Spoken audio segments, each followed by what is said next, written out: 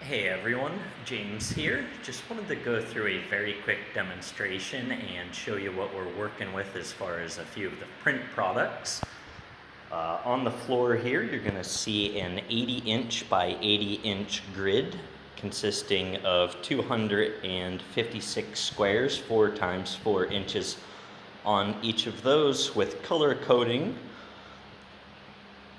Every fifth card is a playing card, and I'm just going to walk through and show what we're working with, because one of the main things that I want to articulate is stability of retrieval and random access memory, and just the certainty that you're going to be able to remember words. We do have a full-size Vietnamese chair there in the background, as well as some of the larger cards, the 5 times 7 inch playing cards, which are going to be available. So square one would be the ace of clubs, and we're going to do English word, Spanish word, and then the digits of pi, 2 digits. So we have airplane, avion, 1-4, and that will be A1. We have B1, which will be always, siempre, 1-5, ankle, tobillo, 9-2, apple, manzana, 6-5, arm, brazo, 3-5, art, arte, 8-9 on the 2 of clubs. And we're using a chain linking procedure and zoom mechanics, kind of a Russian doll methodology, where you're going to zoom in on the flashcards and see the secondary piece of information, and then you'll be able to skip forward anywhere you want on this grid. And we have A to P, we have Roman numerals on one side, we have 1 to 16 on the other side, and then larger capitalized letters here. But if you just want to skip forward, we can continue here as well.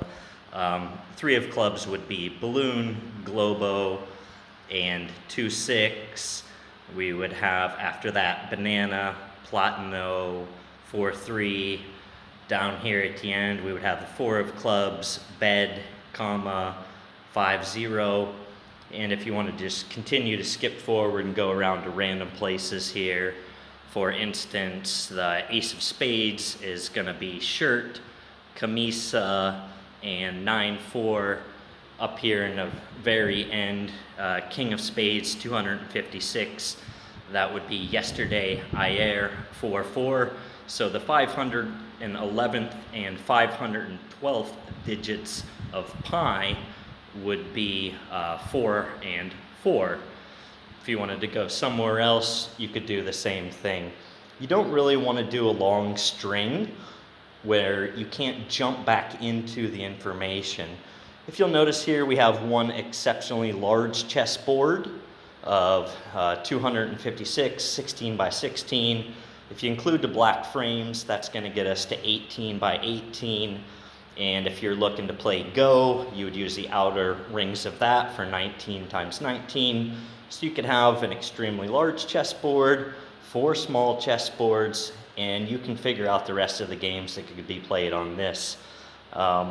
In sum total, it's going to be 512 digits of pi. We can do English word, Spanish word, I can do Vietnamese, German, and I'll do a demonstration here in the next few days where I'll go through and do 1024 zero prompt contiguous English word, Spanish word, and 512 digits of pi. So 1024 data points, 0 prompt, and perfect recall with certainty of retrieval. I won't get into everything right now, but that's what we're going to be dealing with here. A few more examples if you want, we could roll through. 5 of hearts, never, nunca, etc., etc. I'm not going to go through everything. We can do it in multiple languages. We use the same words and sentences for each language, so you're not going to be jumping in and trying to figure out what's going on. You're going to have the same information. You can add languages, stack them together, and make it so you know where you'd be entering. And if you get lost somewhere, if you come to, image 152 and you go, I can't remember what 152 is, you go never, okay, night, 9, etc.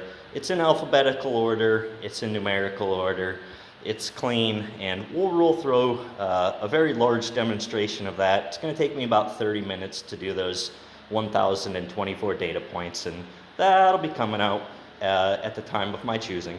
So have a great day.